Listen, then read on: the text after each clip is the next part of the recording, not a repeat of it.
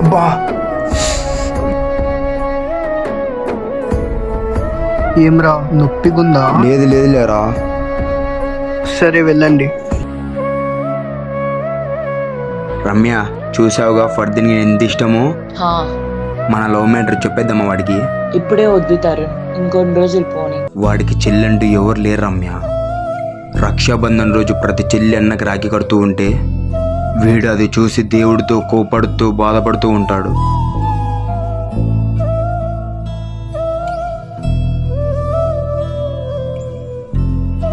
వాడు ఒప్పుకుంటాడనే నమ్మకం నాకుంది.